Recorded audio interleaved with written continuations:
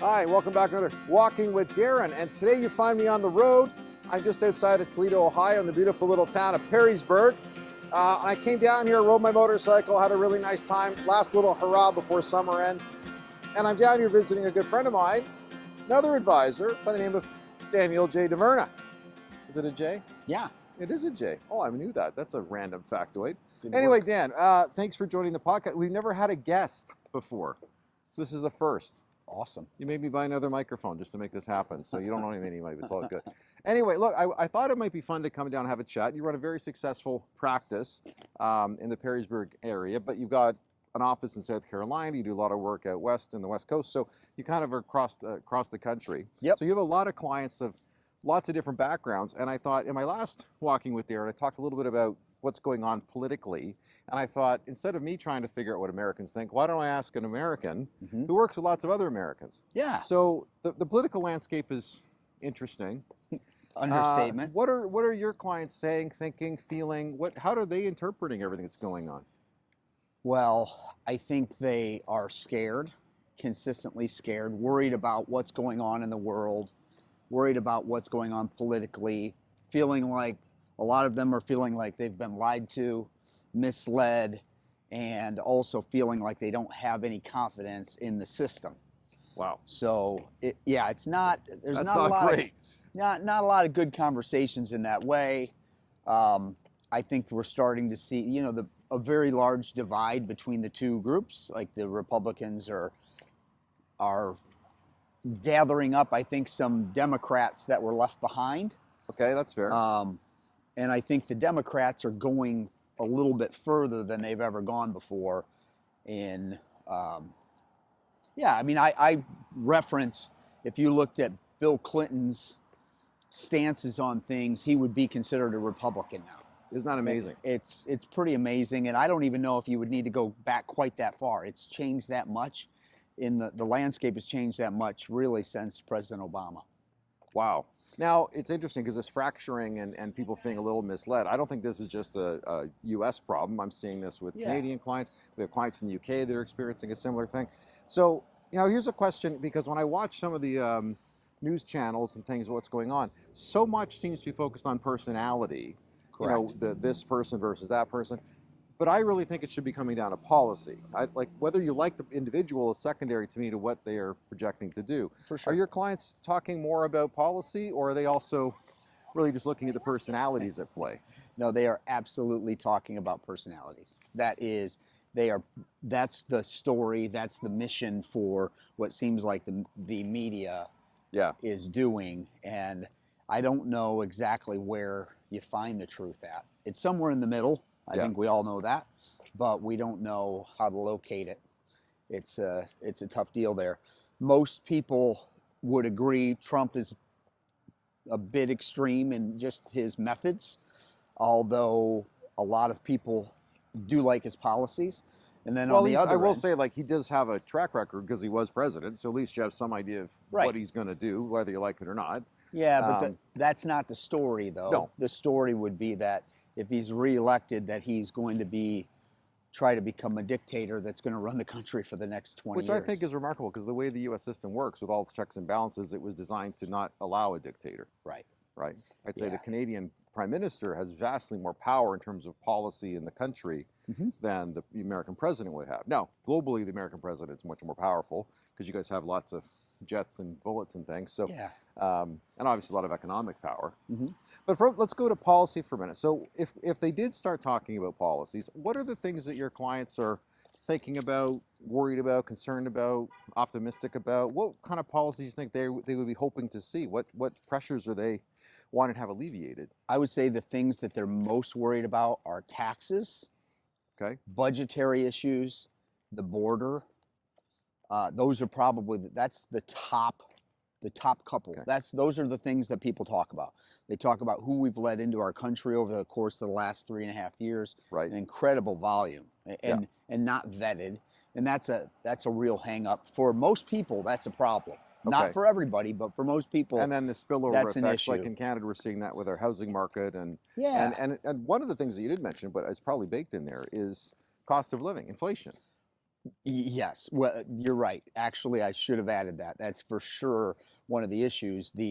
Like when we look at the grocery prices alone, so just grocery prices, literally people are spending twice as much money. Wow. So whatever inflationary numbers you want to use, you can apply them, but eggs cost 2 to 3 times what they used to cost, milk the same. There's a lot of baseline products that everybody uses all the time that are nearly doubled up in cost. Going out to a restaurant, significantly more expensive.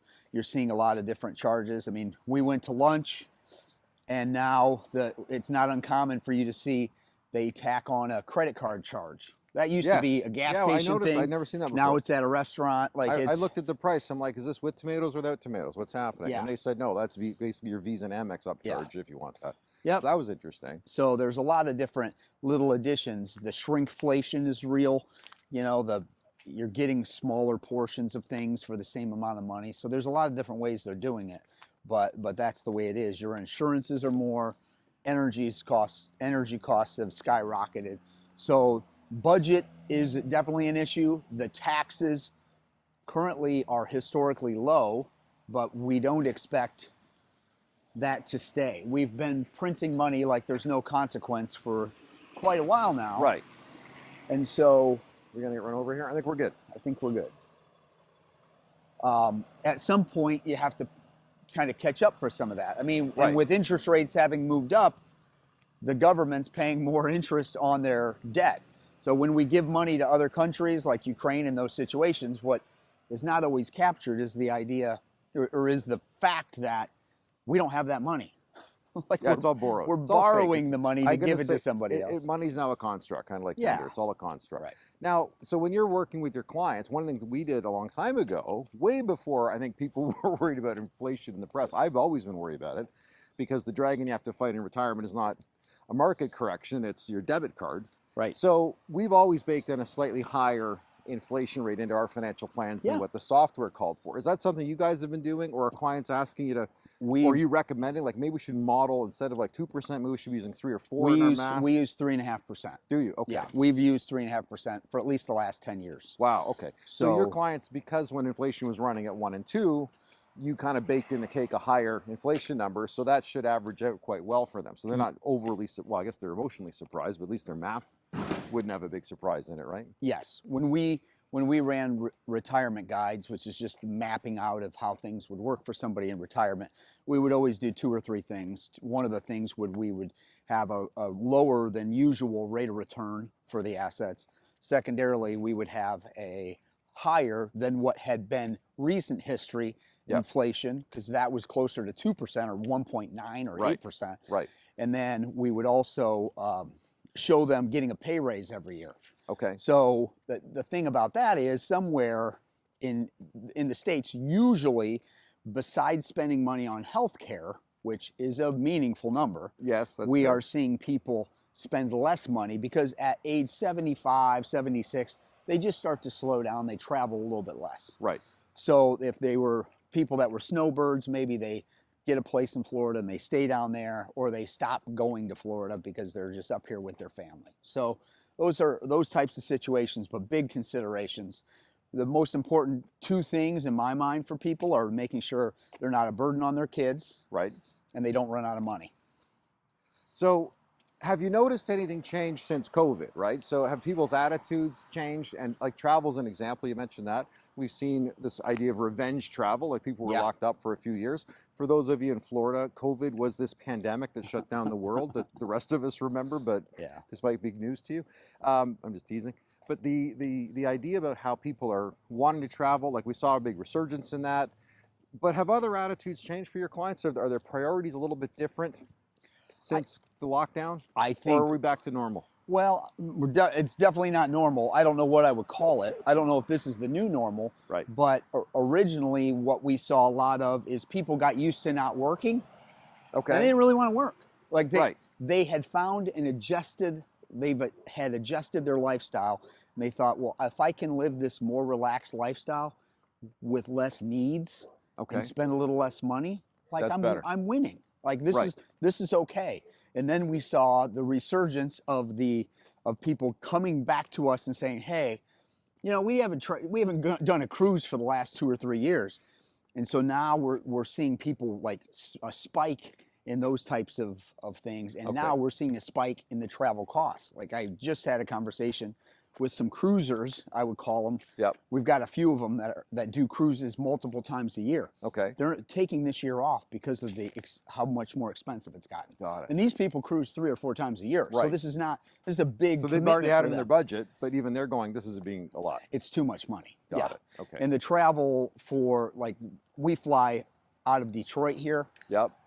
What used to cost me to go to my Savannah office used to cost me about $300 is now $775. Oh, that's meaningful. It's double. It's literally double. And the airlines, you know, you start looking at other ways to do it. I mean, we've looked at private, we found some different airlines that fly direct. You just have to be a little bit more strategic. Now, on that, you're still traveling for work. Are you finding, and I guess this could be specific to the client, but is this work from home thing still a big deal? Or are people like, no, I don't want to do that. I'm tired of working out of my kitchen.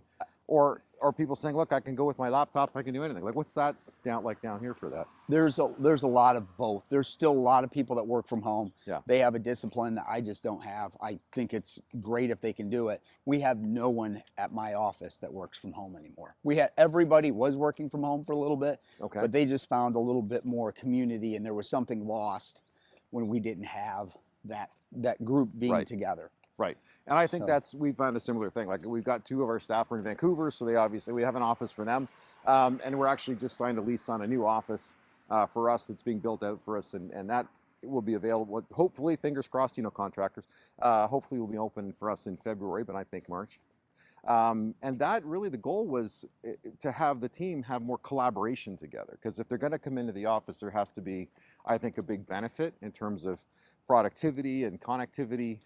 Or we could just keep working on Zoom, because that's been very effective for us. Yeah. But yeah, I agree with you. That idea of everybody coming back, I think people need it. Yeah. Well, I will say one of the things I've noticed regarding travel, back to that for a moment, is we fly out of Detroit all the time.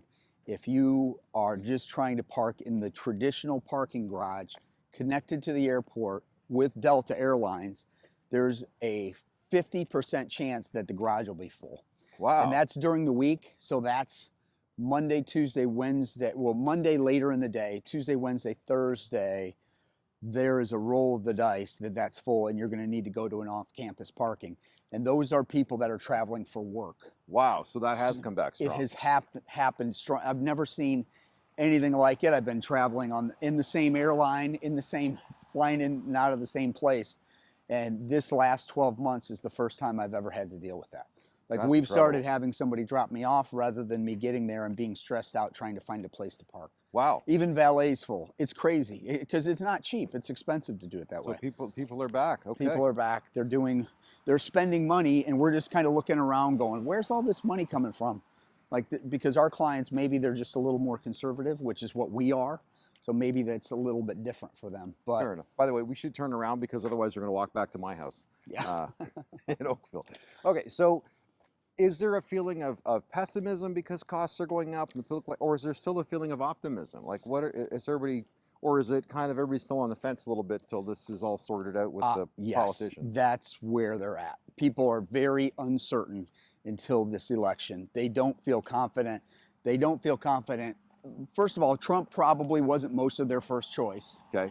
But as far as where most of my clients' belief systems are, I think that they are probably more Republican leaning because of some of the extreme tendencies of the Democrats. Are you finding that many people are a little lost, because it seems like both parties have moved in different directions, and they're like, where's the middle ground now? For sure. And I might believe some of this and I might believe some of that, but they're kind of making me pick. Yeah. Right? I got to kind of stand way over there. Like, so there's this hole in the middle where I think a lot of reasonable people would stand, but there's nobody there to support them, right? Yeah, right. So you're either picking a very polarizing person in what Trump is, or you're choosing someone who we haven't really established what the true policies and beliefs are. From what we understand, we think we know what the policies and beliefs are. It'd be good if she but did a press conference and told it everybody. would be good That would for be them good. to come out and say what their stance is on some things. Right. I mean, and I see things where they're saying, well, she changed her mind on this and she did, but I haven't seen her say anything. So Right. that would be a good thing for us to hear, is what the stance and what the agenda would be. Yeah, because I'm a big believer in transparency. We have to be very transparent with our clients and everything we do. I would like governments, no matter what stripe, to also be transparent on what they're going to do. But Yeah. obviously, we're talking politicians. We now. are, and that's even when they tell us what they're going to do, that's almost never what they do. Do you worry that, or do your clients worry that maybe that because it's become so polarized and like there's an apathy, like it doesn't really matter anymore? Like whoever, it doesn't make a difference? Definitely. Okay. Like that's definitely one of the situations. But on the other end, I would say our younger clients are a little more interested Okay, than they used to be. that's interesting. So the 20-somethings are, well, there's a streak of them that are very conservative. And I don't Okay. just mean conservative as how they would vote, because that's not what I mean. Well, they're conservative financially. Like they come in and they really are savers. Yeah. They are way more comfortable with potentially changing jobs, but they are not very comfortable with the idea that they might lose some money. So they're behaving at 28 years old Like as they're- if they like our have a very grandparents. short runway. Oh, absolutely. That's interesting. Now, I guess that's because they've had tremendous financial uncertainty, and I think they deal with inflation. That's been baked in their cake as children, the same way that they've grown up with iPads. Yeah. And I can barely work my phone. You and I struggle with that. I Right. watched you. Well, one of the situations that applies to that is so few of them are able to afford buying a home now. Like you have to put a certain amount of money down. Yes. And then they comes back. So one of my clients, there's Maumee, which is a city, almost a town, but a city that's really close to me. There was a house that was for sale there for $230,000. That's a parking space in Toronto, but Right. anyway. No, I understand. Okay. But that's an entry-level house in Maumee. They had 32 offers. Wow. 32 Wow. offers to sort through on that house within 48 hours. The final offer, or the accepted offer, was around $260,000, which is 30 above asking. And when someone does that, the house doesn't appraise for that. So they have to have cash coming from somewhere Right. to buy in to get that from, let's say it appraised at 230. They have to have $40,000 of cash come to the table, plus their 10% down or 20% down. It's a lot of money. Yeah. So young people, it's a real hurdle for them to buy a house these days. It's very different than what it used to be. So more and more of our clients have their kids moving in with them. Yeah. And living with them, or they're gifting their kids money so that they can make up that gap.